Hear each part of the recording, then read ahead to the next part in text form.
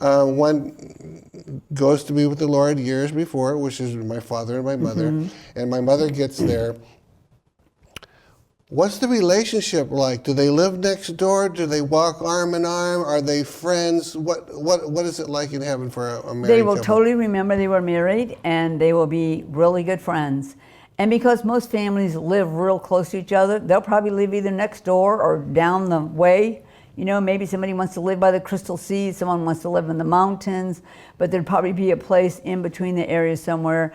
Everybody does things together as a family. They remember they were family, but of course it says in the Bible that you won't be husband and wife in heaven. You'll be like best friends. Am I probably going to call my dad, hey Dad? Is he? You can call him Dad if you want to, but probably most people will call everybody by their first name Really? in heaven. But you'll still know that you were his son. Yeah, it's almost hard to think of. And the things you remember are the great things. You remember the good things. Or you create new great things if you didn't have any of those. So. And if someone, and I remember asking this, I can't remember quite how you answered it before, but someone had always wanted to be married, and it never happened. They and I've had multiple letters that they said, ask Kat, I've always wanted to be married. What will happen when I get to heaven? I don't know what kind of answer they're looking for, but what do you say to someone like that? When you get to heaven, no matter who you, let's say you had a friend, a close friend, maybe you were engaged, you died and went to heaven, you would be good friends in heaven, but there's only one bridegroom in heaven.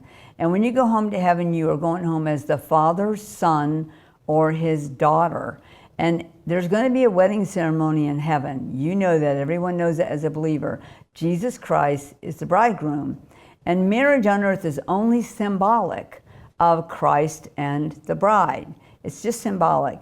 And because there isn't any of that fleshly thing going on, it's a spiritual love which is much higher than the earthly love. Everyone in heaven is in love with Jesus Christ, number one. So they'll still have that feeling of having someone who loves them especially.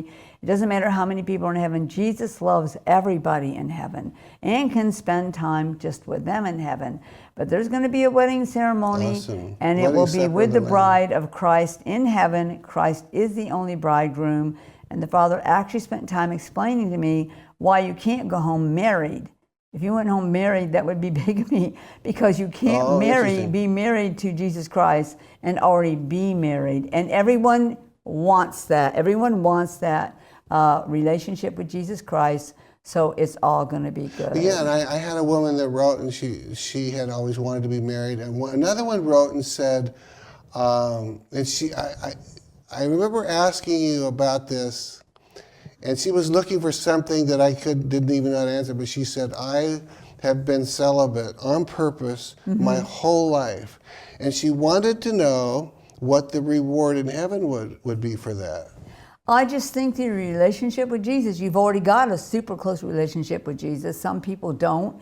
Many people got born again, probably within just a little time of going to heaven. But you can build that relationship with him. He wants to.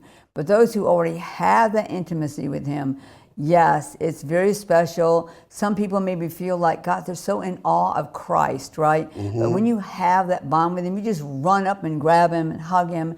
And so that is really the reward, that you've already built that relationship. It's not something you have to try to build on in heaven. You already have that real intimacy together. It's not like the Lord is...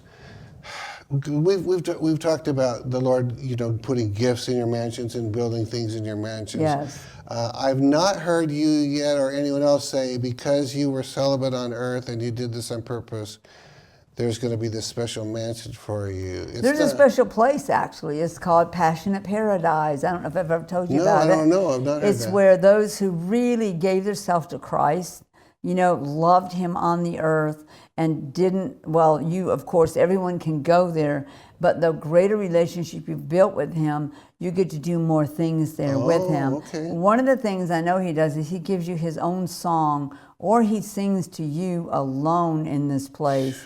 And Jesus is very romantic, not the way we would look necessarily like it down here. It's all about that closeness you have with him. So she'll be greatly rewarded for that, having given herself to him.